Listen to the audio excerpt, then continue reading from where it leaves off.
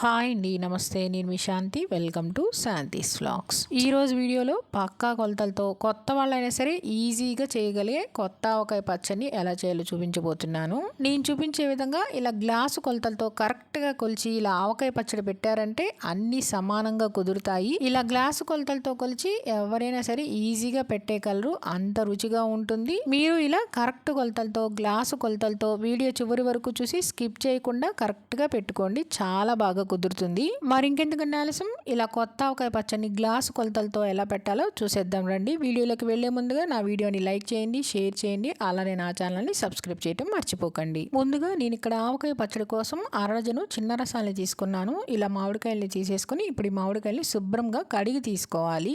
ఇలా బేషన్ నిండుగా నీళ్లు తీసేసుకొని ఆ నీళ్ళల్లో ఈ మామిడికాయలన్నీ వేసేసుకుని శుభ్రంగా కడుక్కోవాలి. అలానే మన కాడ దగ్గర కూడా బాగా రుద్దుతూ ఎటువంటి జిగురు కానీ ఇలా ఏమీ లేకుండా నీట్గా కడిగి తీసుకోవాలి. ముక్కలు కొట్టించుకునే ముందు ఇలా శుభ్రంగా కడిగి తీసుకొని వెళ్తే చక్కగా తుడిచేసేసుకొని అక్కడే నీట్గా ముక్కలు కొట్టించుకోవచ్చు. ఇంట్లో కనుక ముక్కలు కొట్టే కనుక కత్తిపేట ఉంటే దాంతోనైనా మనమే కొట్టేసేసుకోవచ్చు. ఇలా కాయలన్నింటినీ శుభ్రంగా కడిగేసేసుకొని వీటన్నిటిని ఒక్కొక్క కాయని శుభ్రంగా తుడిచేసుకొని ప్లేట్లోకి వేసేసుకోవాలి. మామిడికాయల్ని నీళ్ళలో శుభ్రంగా కడిగేసేసుకున్నాక ఒక పొడి క్లాత్ తీసేసుకొని ఇప్పుడు ఒక్కొక్క కాయని తీసుకొని శుభ్రంగా అస్సలు తడనేది లేకుండా నీట్గా తుడిచి తీసుకోవాలి. ఇలానే అన్ని కాయల్ని ఒక పొడి క్లాత్ తీసేసుకొని అస్సలు తడేది లేకుండా తుడుచుకొని ప్లేట్లోకి పెట్టేసుకొని ఒక 10 నిమిషాల పాటు ఈ కాయల్ని తడనేది లేకుండా బాగా పూర్తిగా ఆరనివ్వాలి. ఇలా అస్సలు తడనేది ఉండకూడదు. మామిడికాయలు పూర్తిగా ఆరిన తర్వాత ఈ కాయల్ని ముక్కలు కొట్టించి తీసుకోవాలి. ముక్కలు కొట్టించుకునే ముందే మనం ఆవాల్ని ఉప్పుని ఎండలో పెట్టుకోవాలి. నేను ఇక్కడ ఈ గ్లాస్తో 2 గ్లాసుల కల్లుపుని ఒక ప్లేట్లో వేసేసుకొని ఎండలో ఎండబెట్టుకుంటున్నాను. అలానే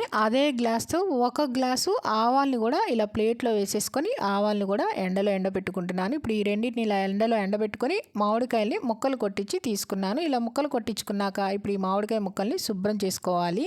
ఒక్కొక్క ముక్క తీసుకొని పైన సన్నటి పల్చటి పొర ఉంటుంది కదండి, ఆ పొరను తీసేసుకోవాలి. అలానే శుభ్రంగా ఎటువంటి మట్టి లేకుండా ఒక పొడి క్లాత్ తీసేసుకొని మనం ఇలా శుభ్రంగా ఒక్కొక్క ముక్కని తీసుకొని తుడిచి తీసుకోవాలి. ముక్కలు కొట్టించే దగ్గర మట్టిగా ఉంటుంది కాబట్టి శుభ్రం చేసేసుకొని ఇలా ఒక్కొక్క ముక్కని ప్లేట్లోకి వేసుకోవాలి. అలానే పైన టెంక ముక్కలు కానీ ఇలా పల్చటి పొర కానీ ఉంటే తీసేసుకొని మామిడికాయ ముక్కల్ని పొడిగుడ్డతో తుడిచి వేరొక ప్లేట్లోకి వేసేసుకోవాలి. ఇలానే నీట్గా అన్ని ముక్కల్ని శుభ్రం చేసి తీసుకోవాలి. అన్ని ముక్కల్ని శుభ్రంగా తుడిచి ఒక ప్లేట్లోకి వేసేసుకున్నాక చూడండి, ఇవన్నీ ఇలా శుభ్రం చేసేసుకున్నాను. మిగిలిన టెంక ముక్కలు కానీ అవన్నీ ఇలా ఈ విధంగా వేరొక గిన్నెలోకి వేసేసుకొని పక్కన పడేసేసుకోవాలి. ఇలా మామిడికాయ ముక్కలన్నీ శుభ్రం చేసేసుకున్నాక ఈ ముక్కల్ని పక్కన పెట్టేసేసుకొని ఇప్పుడు ఆవాలు ఉప్పుని తీసుకొని మిక్సీ వేసుకోవాలి. ఎండలో ఎండబెట్టుకున్నాం కాబట్టి తొందరగానే మెదిగిపోతాయి. ఇప్పుడు చిన్న మిక్సీ జార్ తీసుకొని ఆ మిక్సీ జార్లోకి ముందుగా ఆవాల్ని వేసేసుకొని ఆవాల్ని మొత్తం మెత్తటి పౌడర్ లాగా గ్రైండ్ చేసి తీసుకోవాలి. మెత్తగా ఉండాలి, బరకగా అనేది అస్సలు ఉండకూడదు. ఇలా మెత్తగా గ్రైండ్ చేసుకొని ప్లేట్లోకి వేసేసుకొని ఈ ప్లేట్ని పక్కన పెట్టేసుకోవాలి. ఈ ఆవపిండి ప్లేట్ పక్కన పెట్టేసుకొని మనం ఉప్పుని ఆవాల్ని ఏ గ్లాస్తో అయితే కొలుచుకున్నామో అదే గ్లాస్తో 1/2 గ్లాసు మెంతుల్ని తీసుకోవాలి. ఈ మెంతుల్ని కమ్మని వాసన వచ్చి ఎర్రగా వేగేంత వరకు వేయించుకొని మళ్ళీ బౌల్లోకి వేసేసుకోవాలి. వీడియోలో ఎంత అవుతుందని నేను వేయించడం చూపించలేదండి.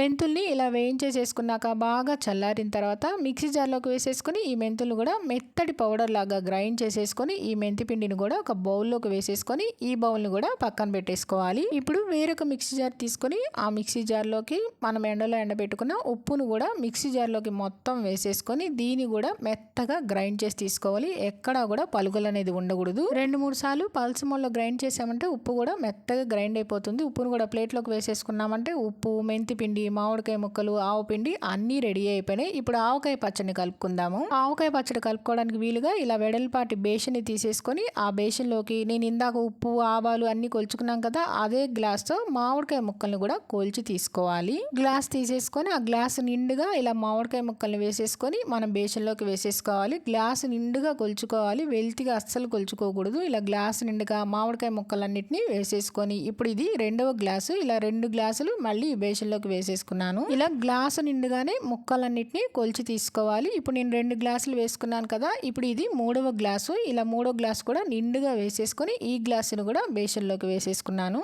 ఇది 4వ గ్లాస్ అండి. ఇలా ఈ గ్లాస్ నిండు నిండుగా మనం మామిడికాయ ముక్కల్ని వేసేసుకోవాలి. ఇలా నిండుగా కొలిచేసేసుకొని ఈ ముక్కల్ని కూడా వేసేసుకున్నామంటే మనకి 4 గ్లాసుల మామిడికాయ ముక్కలు అవుతాయి. ఇప్పుడు మళ్ళీ 5వ గ్లాస్ నిండుగా వేసేసుకోవాలి. ఇది 5వ గ్లాస్ అండి. ఇలా 5 గ్లాసుల మామిడికాయ ముక్కలు వేసుకున్నాను. ఇలా గ్లాసు కొలతలతో కానీ గిన్నె కొలతలతో డబ్బా కొలతలతో కనుక మనం పచ్చడి పెట్టుకున్నామంటే కరెక్ట్గా కుదురుతుంది. ఉప్పు తగ్గింది కానీ ఆవపిండి తగ్గింది అనేవి ఏమీ లేకుండా అన్నీ సమానంగా కుదురుతాయి. ఇప్పుడు నేను ఇక్కడ 6 గ్లాసుల ఈ గ్లాస్తో 6 గ్లాసుల మామిడికాయ ముక్కల్ని వేసుకున్నాను. చూడండి ముక్కలన్నీ అయిపోయినాయి కదా. ఈ బేషన్లో ఇలా 6 గ్లాసుల మామిడికాయ ముక్కలన్నీ వేసేసుకున్నాక ఇప్పుడు కారాన్ని కొలుచుకుందాము. ఇందాక ఏ గ్లాస్ అయితే ముక్కలు కొలుచుకున్నామో అదే గ్లాస్గా తలకు నిండుగా వేసుకోవాలి. కారం అనేది 1 గ్లాస్ కారం వేసుకున్నాను. మళ్ళీ అదే గ్లాస్తో తల కొట్టి ఉప్పు వేసుకోవాలి. ఉప్పు అనేది నిండుగా వేసుకోకూడదు. మనం గ్రైండ్ చేసి పెట్టుకున్న ఉప్పును మొత్తం ఇలా సమానంగా గ్లాసుకు వేసుకోవాలి. కారం అనేది నిండుగా వేసుకోవాలి. 1 గ్లాస్ కారము అలానే 1 గ్లాస్కి తల కొట్టి ఉప్పు వేసుకున్నాను. ఇప్పుడు మళ్ళీ అదే గ్లాస్తో 1/2 గ్లాసు ఆవు పిండి వేసుకోవాలి. ఇలా 1/2 గ్లాసు ఆవు పిండిని కూడా ఇందులోనే వేసేసుకోవాలి. ఆవపిండి వేసేసుకున్నాక మళ్ళీ ఇదే గ్లాస్తో మెంతిపిండిని కూడా కొలుచుకోవాలి. మనం వేయించి పొడి చేసుకున్న మెంతిపిండిని కూడా ఈ గ్లాస్లోకి 1/2 గ్లాస్ మాత్రమే వేసుకోవాలి. ఇలా 1/2 గ్లాస్ మెంతిపిండిని వేసేసుకొని ఈ మెంతిపిండిని కూడా ఇందులో వేసేసుకోవాలి.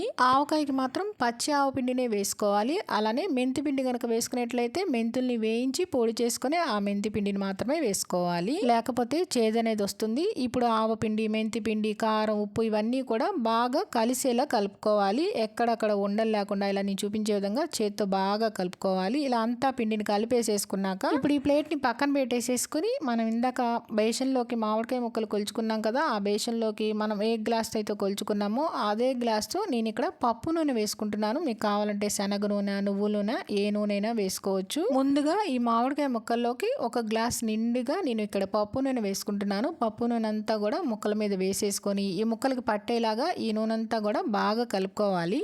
నేను చూపించే విధంగా ఇలా గ్లాసు కొలతలతో కరెక్ట్గా పెట్టారంటే ఆవకాయ పచ్చడి చాలా బాగా కుదురుతుంది. ఈజీగా కూడా పెట్టేసేసుకోవచ్చు. ఇలా ముక్కలకి నూనె అంతా బాగా పట్టే విధంగా కలిపేసేసుకున్నాక ఇప్పుడు ఒక ప్లేట్లో మనం కలిపి పెట్టుకున్న ఉప్పు, కారం, ఆవపిండి, మెంతిపిండి అంతా కూడా మామిడికాయ ముక్కల మీద వేసేసుకోవాలి. ఇప్పుడు ఈ ముక్కలకు కూడా ఆవపిండి, మెంతిపిండి, ఉప్పు, కారం ఇవన్నీ కూడా బాగా పట్టేలాగా నూనె అనేది ఇప్పుడే పోయకుండా ఈ ముక్కలకి బాగా పట్టేలాగా కలుపుకోవాలి. ఒక్కసారి నూనె పోసేసుకొని ముందు కలుపుకోకూడదు. ముక్కలన్నిటిని కూడా ఇలా బాగా కలిపేసేసుకున్నాక ఇప్పుడు ఈ ఆవకాయని ఒక వెడల్పాటి డబ్బాలో కానీ జాడీలో కానీ పెట్టుకోవాలి. నేనైతే ముందు డబ్బాలో పెట్టేసేసుకుంటున్నాను. ఇది 3 రోజులు ఊరిన తర్వాత మనం 3వ రోజు జాడీలో పెట్టేసేసుకుంటే మనకి వీలుగా ఉంటుంది. ఇప్పుడు మనం కలిపి పెట్టుకున్న ఆవకాయ మొత్తం మనం డబ్బాలో వేసేసుకోవాలి. పచ్చడంతా కూడా డబ్బాలో పెట్టేసేసుకున్నాక ఇప్పుడు పైన మరొక గ్లాసు నేను నువ్వు పప్పు నూనె వేసుకుంటున్నాను. ఇలా అంతా కలుపుకున్నాక పైన నూనె వేసుకొని మనం ఊర పెట్టుకుంటే 3 రోజులు పచ్చడి చాలా బాగా కుదురుతుంది. నూనె అంతా వేసేసుకొని మళ్ళీ కలపకుండా ఇప్పుడు దీని మీద మూత పెట్టేసేసుకొని ఇప్పుడు ఈ ఆవకాయ పచ్చడిని 3 రోజుల పాటు బాగా ఊరనివ్వాలి. 3 రోజులు బాగా ఊరిన తర్వాత చూపిస్తున్నాను చూడండి. పచ్చడంతా బాగా ఊరి తగ్గింది. అలానే నూనె అంతా కూడా చక్కగా పైకి తేలింది కదా.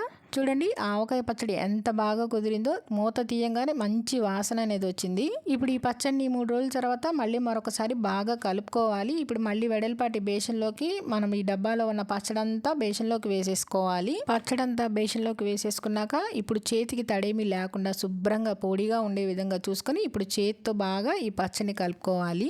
గరిటతోనైనా కలుపుకోవచ్చండి. గరిటతో అయితే సరిగ్గా కలవదు కాబట్టి ఇలా చేతితో పచ్చడంతా బాగా కలిపేసేసుకుంటే నాకైతే కొంచెం నూనె తగ్గినట్టుగా అనిపిస్తుంది. అందుకనే ముందే ఎక్కువగా పోసుకోకూడదు. ఇలా నూనె అనేది చూసి పోసుకుంటే కరెక్ట్గా కుదురుతుంది. పచ్చడి ఒకసారి కలిపేసేసుకొని ఇప్పుడు మళ్ళీ మరొక 1/2 గ్లాసు నేను పప్పు నూనె వేసుకుంటున్నాను. నూనె అంతా వేసేసుకొని మరొకసారి ఈ నూనె అంతా కూడా బాగా కలిసేలా కలిపేసేసుకోవాలి. నూనె అంతా కూడా బాగా కలిసేలా కలిపేసేసుకున్నామంటే నోరు ఊరించే కొత్త ఆవకాయ పచ్చడి రెడీ అయిపోయింది. చూస్తూ ఉంటేనే నోరు ఊరిపోతుంది కదండి. నేనైతే ఈ కొత్త ఆవకాయ పచ్చడిని కొద్దిగా టేస్ట్ చూశాను. అన్ని సమానంగా కుదిరినాయి. ఇప్పుడు ఈ పచ్చడి అంతటిని ఒక జాడీ తీసేసుకొని జాడీలో అస్సలు తడేమీ లేకుండా జాడీలోకి పెట్టేసేసుకోవాలి. మీ దగ్గర కనుక జాడీ కనుక లేకపోతే గాజు సీసాలో అయినా స్టోర్ చేసి పెట్టేసుకోవచ్చు. జాడీలో ఆవకాయ పచ్చడి అంతా పెట్టేసేసుకొని పైన మూత పెట్టేసేసుకొని ఒక క్లాత్తో కవర్ చేసేసామంటే సంవత్సరం మొత్తం మనం నీట్గా ఎప్పుడు కావాలంటే అప్పుడు కొద్దిగా ఈ పచ్చడి తీసేసుకొని వేడి వేడి అన్నంలో వేసుకొని తినేయచ్చు.